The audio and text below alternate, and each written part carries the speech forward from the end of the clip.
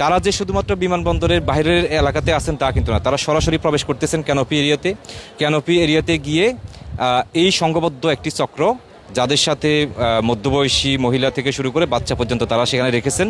তারা যেটি করেন ক্যানোপি এরিয়াতে তারা এমনভাবে সেখানে দাঁড়িয়ে থাকেন, অপেক্ষা করেন, আপনি খালি চোখে দেখলে মনে হবে যে তিনি নিশ্চয়ই কোনো না কোনো একজন প্রবাসী স্বজন অথবা সহযাত্রী হিসাবে তিনি এখানে এসেছেন।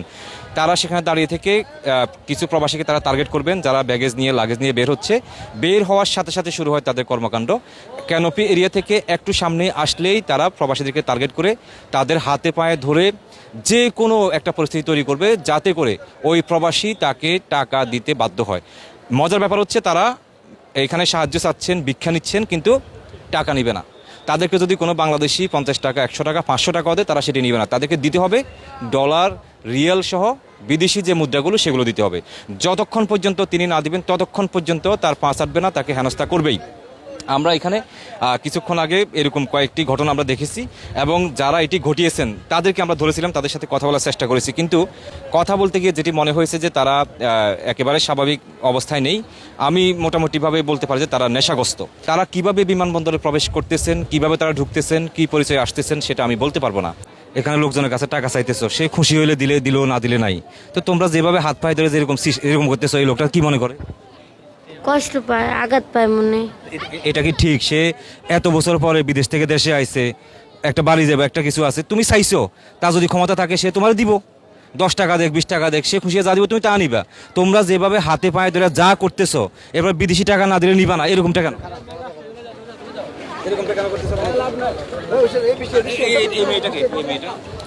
বোন, আমার বোন, এটা আমার বোন। দেন দেই কি করে পুলিশে আমার করে ভাবে একদম অনাকাঙ্ক্ষিতভাবে তার পায়ের মধ্যে পড়ে যাওয়া, তাকে জাপটে ধরা। একজন প্রবাসী বাংলাদেশি দেশে আসার পরে এটা দেখলে তিনি একেবারে হতবাক হয়ে যাবেন এবং তার কাছে টাকা আছে কি নাই তারা সেটা দেখতেছে না। টাকা দেওয়ার আগ পর্যন্ত তারা তাকে ছাড়তেছেন না। এই পরিস্থিতিটা আমরা দেখলাম, সেটা আপনাদেরকে দেখালাম। এখানে শুধু একটা কথা বলতে চাই, বিমানবন্দরে নানা সময় আমরা যেটি বিমানবন্দর থেকে জেনে থাকি সেটা হচ্ছে সহযাত্রী ব্যতীত কাউকে ভিতরে প্রবেশ করতে দেওয়া হয় না এবং তাদেরকে অনেক সময় ভালোভাবে যাচাই বাছাই করে ভিতরে আসতে দেওয়া হয়। এরা এই শ্রেণীর লোক এরা কিভাবে ভিতরে প্রবেশ করতেছে আর ভিতরে প্রবেশ করলে এটা গুরুত্বপূর্ণ ক্যানোপি এরিয়া পর্যন্ত কিভাবে চলে যাচ্ছে, নিরাপত্তা কর্মী যারা আছেন তাদেরকে ফাঁকি দিয়ে, এটি আসলে যদি বিমানবন্দর কর্তৃপক্ষ যাচাই বাছাই না করে তাহলে এই আন্তর্জাতিক মানের বিমানবন্দরটিতে যে কোনো মুহূর্তে যে কোনো ধরনের অঘটন তারা ঘটাতে পারে।